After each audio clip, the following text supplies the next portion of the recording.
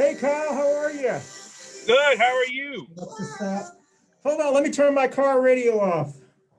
Oh, it's over They put my there seat somewhere. closer to the front. Welcome to Two Queers in a Truck. There's only one today, and I'm in the virtual truck. And before this show started, I virtually went by and picked up Kyle Kirby. I'll let you introduce yourself, Kyle, so it'll give me a chance to share us on our platforms as well. And I would also normally have a face covering on if we were all in the car. But since we're virtual, I'll take it off. But I wore this one for you. It's Matthew Ridenhour for County Commissioner. So I thought I'd put that one on. But so You mean one like this? Oh, hey, you've got one too. I wish he had like a blue one or a red one. That gray color, that's kind of, I'm all about, the fashion and all that kind of stuff. So anyway, so Kyle, introduce yourself. I know you're running for State House, right? That's right. I am Kyle Kirby. I'm running for State House District 102, which is basically Uptown Charlotte, Plaza Midwood, Noda, Country Club Heights. All the cool places basically in Charlotte. And I am in the spirit of the show. I am driving around using my hands-free device. I do not have any video turned on here where I can see Christian, so I'm only listening, so it's no more dangerous than if somebody was in the car with me talking to me. Well, you drive safely. Thank you for being in the spirit. I know that we really wanted to pick you up, but this is our first show without Jenny, who I miss, and so we decided to try this virtually just for now, and then who knows, maybe we'll pick you up in a couple of weeks. So, what House seat are you running for? Like I said, House District 102, which is basically the neighborhood, as I've heard it referred to. So that's why I wanted to come on the show. So you said this is supposed to be two queers riding around throwing shade. Well, today, unfortunately, it's only 1.5 because we're all a little gay no matter what. That's right. That's right. So we had first of all, let me thank you for hooking us up with the guests we had on our show before this one, Coffee and Panduce. It was, I don't know if you had a chance to watch it. It was a really, really good show. Smart young man. Of course, I don't agree with many of the things he said, but I'm sure. But I do have to give him compliments for doing something. That's the thing. You got to get out there and do something. And no matter what side of the spectrum you fall on, somebody's going to say something to you that you either don't care to hear or don't want to hear, that sort of thing. But the point is you get up every day and you just keep on doing what you're doing. And I also want to say, I know this is a lot more relaxed show and more of a fun show, what we're doing now, than Coffee and Panduce. But like you said, Joshua Flores, he is an amazing individual. Where he finds all of his strength and energy, he's like the Energizer Bunny. I can't say enough good things about him. Agree with him or don't, his energy and drive is certainly very catching and charismatic, no doubt.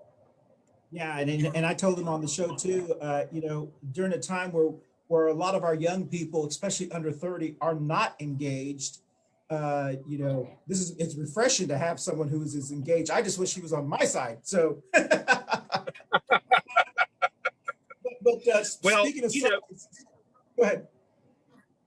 Well, I was just going to say, the most important thing we can do right now is do basically what we're doing, Christian, and is just talk to each other with no pretenses, become friends, know the person, and then, everything else will wash out, because you're having a conversation with people. Our country is just way too polarized right now. Somebody sees an R next to my name, sees a D next to your name, and somehow they're magically able to tell us everything we never knew about ourselves and then some without ever asking a single question. So I'm just really happy to have a friend like you, to be honest with you. Well, thank you. It's mutual, but I'm never nervous about what the Republicans say. The Democrats tear me up more than than, You know, than Republicans. if you were on the other side of the spectrum, you would be like, "Oh, those Republicans, they tear me up worse than the Democrats." Well, I that's get true. more I get more crap from Republicans than I do from any Democrats out there. That's because they love us so much. I get that. Maybe that's what it is. So, hey, did you watch the Tillis Cunningham debate last night? I saw the first debate. I did not get a chance to see last night's debate yet, but I saw your boy, Cal Cunningham, really stick his foot in his mouth with all those awesome conspiracy theories on that first debate.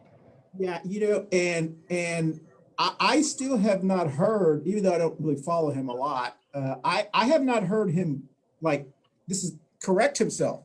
That's not what I No, mean. Yeah, I haven't heard him say, I do trust CDC. I do trust science. I right? mean, we're supposed to be the party that believes in science, and we have a candidate that's like, I know I would be cautious about. I mean, you're supposed to. We're blaming Trump for not installing, uh, uh, confidence, and yet he was in a way doing the same thing. I'm surprised he hasn't corrected himself. But Yeah, and believe me, I mean, I might get in even deeper hot water with the party, but I am certainly not the world's biggest fan of Tom Tillis by any means. oh I yeah, was not a fan of his when he was in the state legislature, and I wasn't a fan of his, over the course of his tenure as one of our senators either. yeah.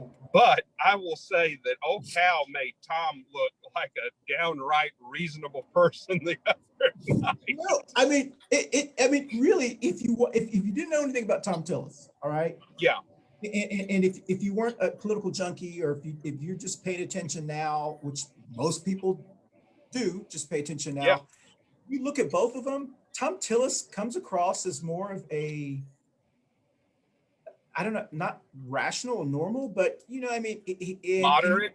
yeah, more moderate. And if you listen to Mm-hmm. Cal Cunningham and you didn't know anything about him before, it's just he just talks. It's like he doesn't say anything. It's just like rah rah rah. It's Yeah, just. I mean, and even when you watch his commercials, it's like he wants to be an actor rather than an elected official. He looks in the camera and this. It's really cheesy, but you, you know what it almost kind of reminds me of is the way Jeff Jackson oh panders. my gosh, yes. You Speaking know of, that it's almost like if Cal fails at this, is the next person we're going to have to be listening to up there, is it going to be Jeff Jackson? well, um so let's jump on let's go that way. So I, I hear you, and I was a huge supporter of Jeff Jackson the first time he ran. I mean, he was appointed to that safe seat. Uh, you right, know, Claude Felter, wasn't it, when yeah, he yeah. when he got appointed to mayor? Yes, and he only got Okay. appointed and he only got appointed by a party by 1 or 2 votes from the executive committee. So he barely got appointed, but he that old district was a very safe Democratic district. So the first time he ran, I was out there donating, supporting him, and I started listening to all of his. Even then, every single time I go, it's the same, speech, Yeah, gerrymandering, and this, yada yada yada, and it's like and it's very performative. I don't know. It's just very that's an uh excellent way of putting it. That is yeah, a very good way of putting it. It is very performative. It is very scripted. It's not very genuine. It's very yeah, polished. There's yeah, no doubt about it that it's very polished, and he's thought, or someone has thought diligently about what he's going to say before his mouth is opened. But is it what the guy really feels and acts and does? I just don't feel that way. I feel kind of the same way about Cal that I do about him. The yeah. Republicans are not perfect, but I mean, Jackson is Senate District 37. Is that right? I believe, or Yeah, 38? I can't remember. Anyway, he's my new state senator with the redistricting. Yeah, I think it's 37. And, we have a woman of Yes. color challenging him for that position who is absolutely a moderate. So, she is somebody that was willing to stand up and make a statement. When we had George Floyd's death and all of the systemic racism issues in the country started to come to a head, Yeah. she's somebody that's not afraid to go against the grain in the Republican Party, much like I Yeah. also go against the grain a little bit in the party. But I got to say, Sonia Nichols is really a amazing person. And if you ever want to get her on the main show, Yes. I would be more than happy to Please. arrange something like that with her, because she Please. is open and willing. Yes, please do. I have been trying to reach out to her because I want a yard sign. No. Yes. Hey, listen, there's no vote, there's no vote shaming me anymore. I mean, I went through all of that, and I'm still, people are still going to be doing, they're 2 yard signs, because I'm all about putting country. Remember that person who told us put country over party, put country over party. Well, I'm doing exactly what you told us to do. I'm putting country over party. I'm supporting Matthew Ridenhour, and I'm supporting, and I'm going to support Sonia, because those are the two people in my district. All the other people I'm supporting, Cynthia Wallace, Brandon Lofton, Biden, Cooper. I'm trying to go down and find the best person for that position. Plus, we need different voices. I don't want to live in a world with all Democrats. So. Yeah, no shit. No shit. I tell you, my opponent, I'm a level-headed, practical, common sense thinker. And I know that my district is the bluest district in the entire state. And the chances of me pulling down 102 for the Republican Party, or flipping it rather, are very low. But the point that I'm trying to make is, when she wins this election in November, this will mark her 19th and 20th year of same party rule of the same person for that district. And there's no way you can tell me the same ideas are good today in 2020 as they were in 2000. Things have changed so much. We have gay marriage now. We have more activism with our civil rights. We have more people involved with our schools and the curriculum there. We have neighborhoods which are gentrifying and throwing out our neighbors at alarming rates. And you don't see, my opponent in that district. You don't see this 70-year-old lady that's been there for 20 plus years now, or will be there for 20 plus years. Whether it's me as a Republican stepping up to the plate, or Sonia as a Republican stepping up to the plate, or even you when you did your run for Congress, we have to have more people involved. That's just all there is to it. Yeah, and there's no reason, I mean, I completely agree with you. And, that's one of the major issues I have with the Democratic Party is, they've got this, they sell this false narrative that the longer you're in office, the more powerful you get, and so that's why, they have people like Becky Carney, who the person I think you're speaking about, Yes, I was told not to mention her name by certain people, but yeah, that's who we're talking about. Yeah, I mean, you can be a nice person, and she's a very friendly lady. I've met her sometimes, but certainly. At the same time, I agree with you. We need different voices. I mean, it's just, and I love Congresswoman Alma Adams, but my goodness gracious, there's a time where you got to start saying, let's pass on the baton to other people to run. I mean, Nancy, I got a comment on Alma Adams. On a personal level, and for anybody that's listening out there and is of the same party persuasion I'm not promoting the Democrat Party, but on a personal level, Alma Adams is a super nice person, and so is Becky Carney. Both of them are just great people. Mhm. But exactly, I agree with you 110%. You cannot just have the same old thoughts, the same old plans. You got to freshen it up, and that's not bad for anybody. And going a step further, I spoke with Michael Watley, the chairman of the state party, Republican Party for North Carolina.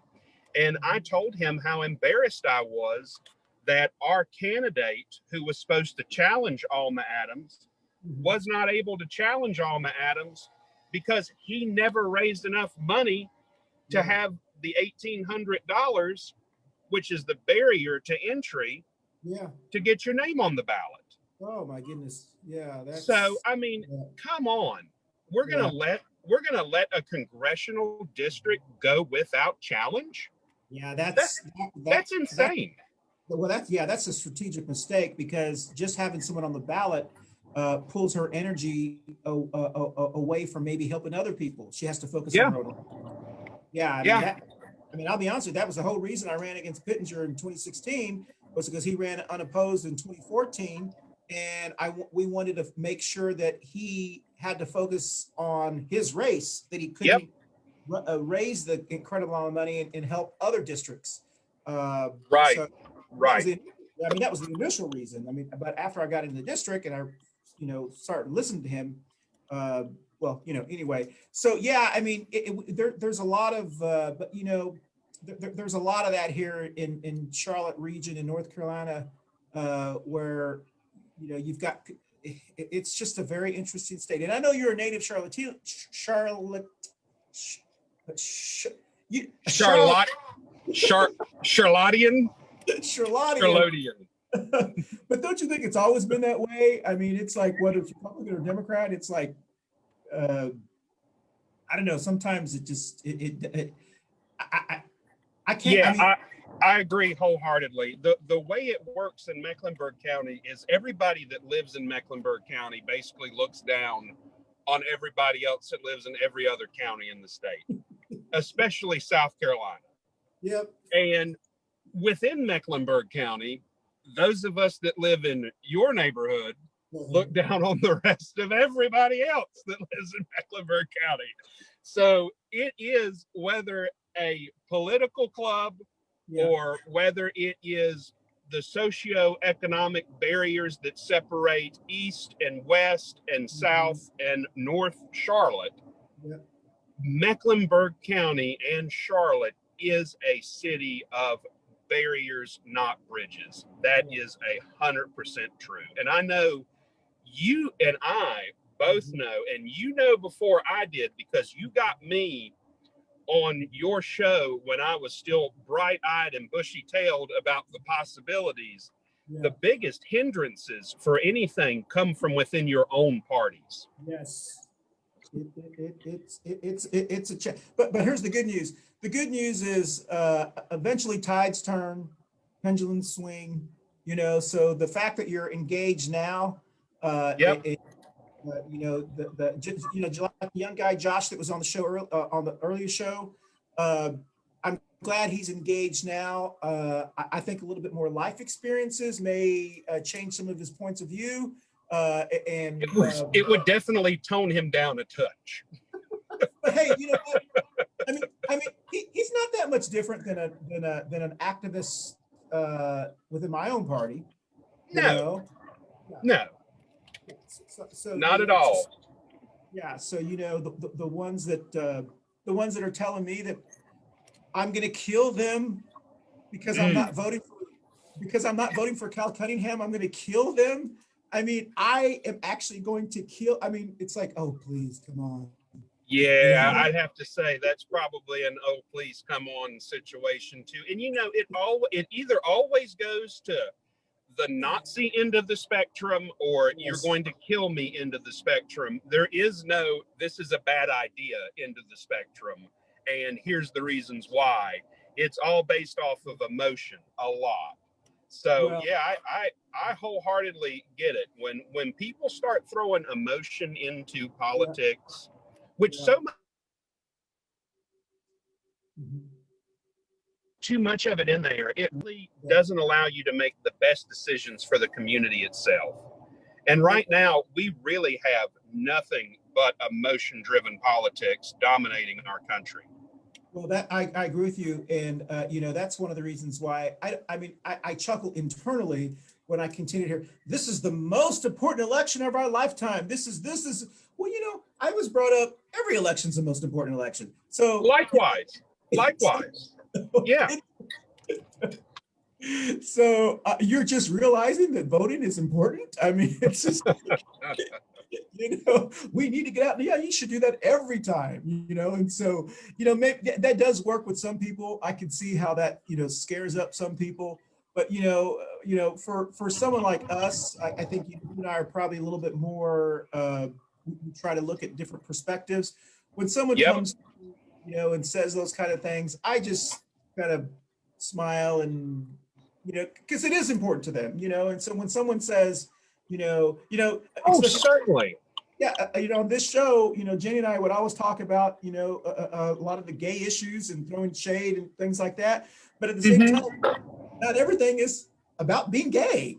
For me, it's not. There are some people where it's 24/7. That's their number one, two, three, four, five, six, seven, eight, top 10 issues is gay. Well, I worry about taxes. I worry about kids. I worry about, you know, how roads, infrastructures, the pothole. I was upset for 2 years that a pothole at the Copperhead boat ramp wasn't fixed. Uh, that was some serious. Is that a first world issue? Yeah, but that was something I was worried about, you know. And I don't know. I just had Those sons of bitches up there with that pothole. they finally fixed it. I was so excited they finally fixed that pothole, which is you know, that was really exciting. So hey, on your side of town, there's all kinds of stuff going up. I haven't been over there in a while. Maybe just more towards Manolos, but are you more in Plaza Midwood area? Yeah, yep. You know where Letty's restaurant is? Yeah. Uh-huh. So I am directly across the street from that without giving away my address. No. I know where that's at. Yeah, that's a great place. We a lot of organizations meet there. She's very active. Oh, yes. And you know, Letty is one of those kind of people too that you can have a different opinion and Yeah. she'll still welcome you there to have a fundraiser or welcome you there to do whatever, because she's not one of those type of people that lets politics affect her or her business. She is an open, kind-hearted, sweet person, Yeah. no matter who you are. And you know, I'll even go a step further. I don't know this for a fact, but I would also be willing to say that I bet if you were hungry and you showed up there, she would feed you out of the kindness of her heart. Yeah, I met her a couple times at the National Organization of Women's Christmas meetings they used to have there. They call it open mic, and they do a great job. Speaking of that, I don't know if have you ever been to the Montfort area, you know, where Angry Ales is and all that? Oh, certainly. Okay. Yeah, that used to be a real popular place when I was in college, but most of the places have changed since then. Oh yeah. Okay. So up that street, whatever that main street is, that Park Road that goes by Montfort. Well, anyway. it's so the big main road is Park Road. Yes. And then the road that runs up to Park Road, where you're at at the corner where the gas station and Park Road meet and all that, that's Runnymede. Okay. Yes. So if you take Park Road like you're going towards South Park, on the on the right hand side there is a bar, or I don't know what it is. It's got a lot of glass. They always have Democratic campaign signs up on those. I don't know. Yes, I guess I know the bar that you're talking about. It used to be a wholesale beverage store, and then it became like a bar recently. I want to say it's called Mike's.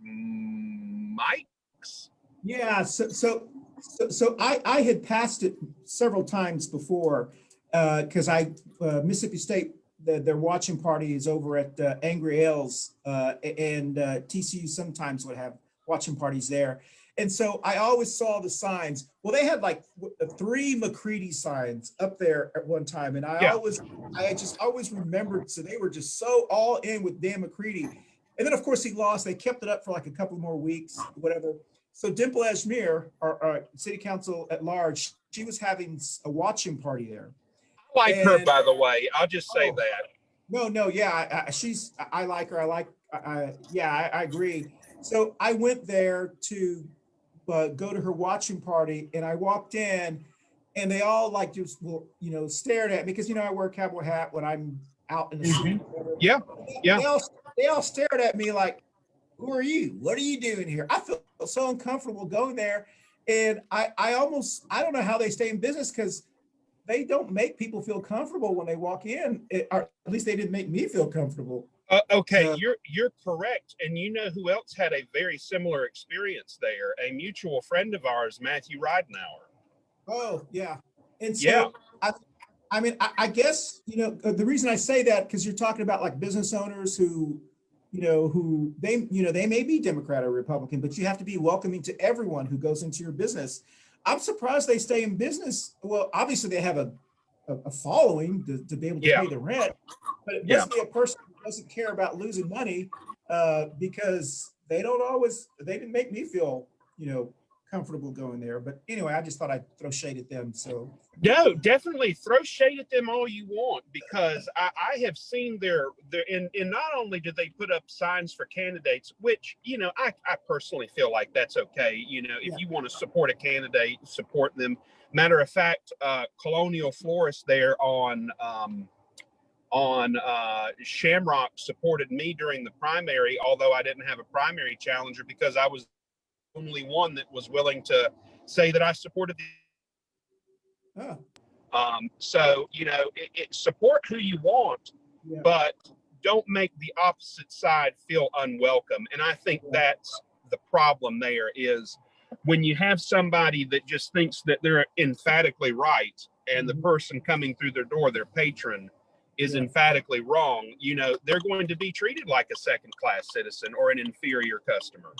And that's not right. Everybody should be treated with the same dignity and respect, regardless of your political leanings, because when we stop treating individuals, you, me, whomever, Jenny, Jeff, Mama Ruth, doesn't matter, Dimple Ashmir, whoever, when you stop treating those people, regardless of their political leanings, regardless of their sexuality, regardless of their economic status, that's when the horror, the scary things start creeping in, like us discontinuing valuing human lives and not caring about the future for our posterity and that sort of thing. So you've got to treat people with dignity and respect, because you can't have a conversation like what we're having if you didn't respect me and I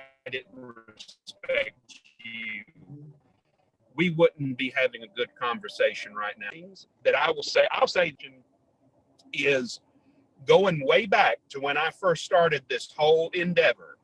We were at the Black Political Caucus, and I had my moment to get up there, and so did the other candidates, and this, that, and the other thing, and I wasn't very well received. And out of every single person in that room, besides my wife, you were the only person that came up to me and said a kind word to me.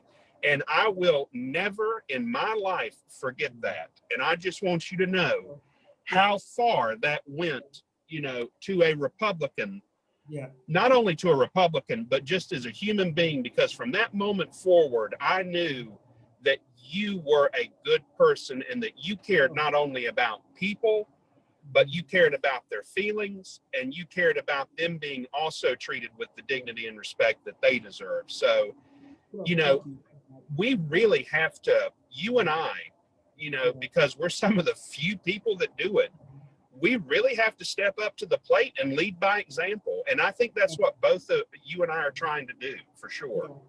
I agree. Thank you. Thank you for saying that. But, I mean, that's one of the reasons why, I know I get people who I don't really care because, unless you're married to me or you're my dad, I don't, it just kind of goes over me. I'm a human being. Yeah, it does hurt my feelings sometimes, but at the same time, I have to realize you got to put your big boy pants on You got to take those hits. But you know, so Yeah. when I see someone like Cal Cunningham, or I see someone like Jeff Jackson, who Jeff Jackson's whole thing is about ending gerrymandering, nonpartisanship, this. But he doesn't do anything to attend the Ed Driggs Friday morning things, or to reach out to Republicans, or so it's like, don't pee on my leg and tell me it's raining. It's just hollow, and it's I don't it but I do think there are a lot of people that see that, and they're just being polite. But when if you're going to say you want to reach across the aisle, then actually try to reach across the aisle. I mean, Right. I'm not, I know someone, for example, someone like a former Senator Joel Ford, state senator. He reached across the aisle, got a lot of crap from people, especially our gay community. They really just did not like him, and you can't say that we need more civility in politics, and then when someone is trying to do it, you get mad at them. It's just right. Yeah, no, it's in. Didn't Joel Ford also just endorse Sonia Nichols along with wasn't Cynthia Wallace, or was it? I can't recall. No. I know it was George Ford, Yeah. Joel Floyd, or excuse me, Yeah. Joel Ford. Yes. So But I can't recall who the other person was. I think it's Erica Smith. Well, actually, Erica Smith, technically, she didn't endorse. That was what Jeff. So this is really crazy. And I know we only got like 5 or 6 minutes left, but so Jeff Jackson's campaign was sharing this article on all the Democratic pages, indivisible pages, and everything, and they were sharing this article about Erica Smith, that she had endorsed Sonia. Well, Erica Smith didn't endorse Sonia, and Erica Smith issued a statement that said, had the reporter just called me, I would have told you that she's not endorsing anyone at Right. all. But Erica Smith is a friend of hers. They're both Afro-American women. They're both, probably go in the same circles. They're both conservative. It's not conservative, but they're both people of faith, and so forth. And so Jeff Jackson's campaign was spreading that. They were trying to really hurt Erica Smith's image, because it doesn't take a lot for white Democratic women to hate people of color. It's just the way it is. And so even the suggestion that she might have had all these people. But why?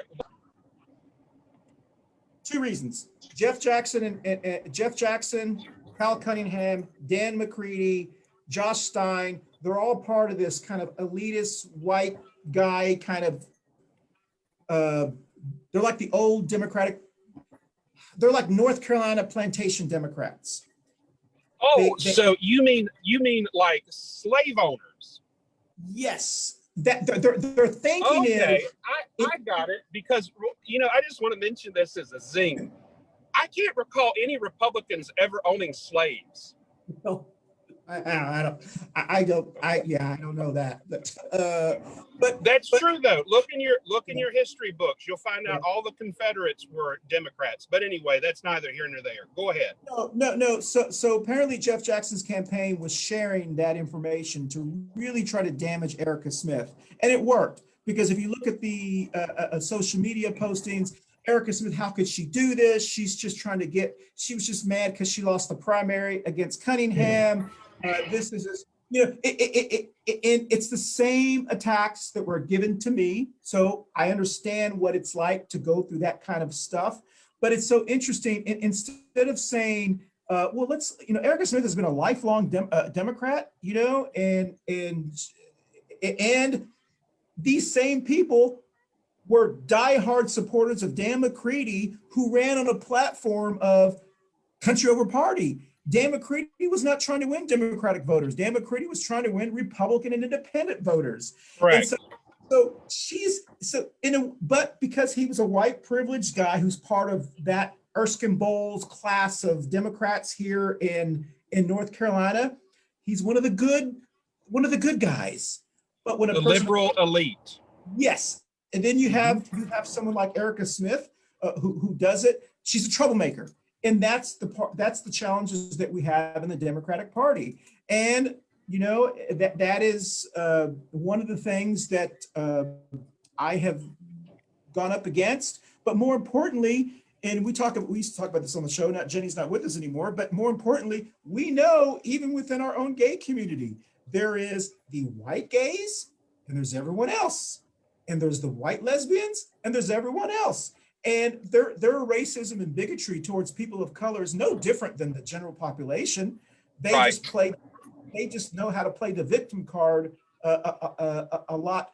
If it's a gay issue, it's the most important issue in the world. If it's not the gay issue, they want to make it into a gay issue. And Right. you know, I get it.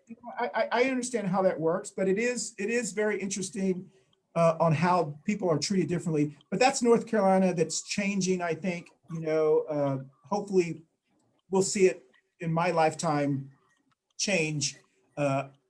Anyway, I went on a rampage there, so. No, not at all. That's the point of this show, is to throw shade. I mean, Oh, well. you know, hey, that's North Carolina politics for you, going Yeah. back to the dawn of time. Yeah. Listen, like I said just earlier, there's never going to be any bigger barriers to you moving forward in politics, or, you know, whatever it might be, than the people who are supposed to be the ones helping you. You know, it's like, I don't understand it. And it's the same thing in the Republican Party that you just explained to me. You got all these bosses that say, do this, but yet when you try to do what's best, you get called, from me, like a rhino, a Republican in name only, or you get called a you know, this is verbatim a quote from somebody about me. That Kyle Kirby's a nice guy, but he's a socialist. Really? I mean, and this was by somebody that literally enjoys the benefits of a program called Social Security. Exactly. It's that funny. Give me a break. Yeah, I hear you on that. And it is, you know, but it's almost, Jenny and I had this conversation also during the last show, her last show with me, or my last show with her as well, is somehow we have to take that word socialism. I don't know, we have to come up with a good, you know, reply. It's the same reason we named this Two Queers in a Truck. I was very uncomfortable using the word queer. Very uncomfortable. Me too. Very, very uncomfortable. This is really the first time I've really used that word. And, you know, Jenny wanted to use it because she wanted to take that word back from other people, so to speak. Now, you know, I understand kind of that concept. I would have been just as well saying two gays in a truck, or, you know, something like that, or, you know, I can see that. But, you know, I like on the show earlier when we had with Josh, someone had mentioned, because I was in Medicare for All and whatever, and someone said Christian Collins was a socialist, you know, whatever. And, you know, I saw it, and I don't know what the response is. You know, I know you are, but so am I. I mean, what do you say? You know,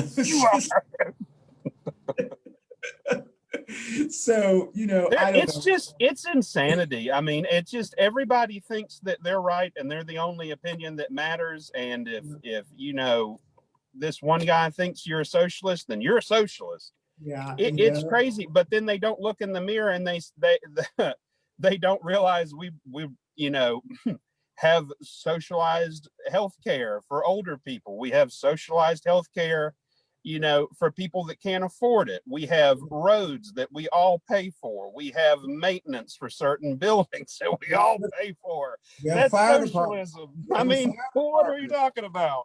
We have the veterans hospitals. We have you know, yeah, with Social Security. Yeah, I mean, it's really bizarre. Hey, listen, we've run out of time, and it looks like you've parked, so I'm going to park. Well, I did park, but that doesn't mean I'm done talking. But if we're over our time limit, that's fine with me. Yeah, we're out of time. But hey, listen, it's been great talking to you. We'll have to do this again, and hopefully we'll be able to do this real. It's great not driving, you know, because it's. I think that's half of the fun. And I also, Yeah, I love this show idea. yeah. And I know that I'm being given permission to say queer, so I'm allowed to say that for the moment. Okay. And I won't use that disparagingly, I promise you. But there's people that do identify as queer. I mean, that's the Q in the LGBTQ, you know, I and don't I have really a know. good friend of mine that does as well. But I think that was a good choice in that it sounds two queers in a truck throwing shade. It sounds down and dirty and it sounds fun. And that picture that you found of Trump doing this is absolutely hilarious. So, Christian, keep up all the good work. Thank you for having me on the show.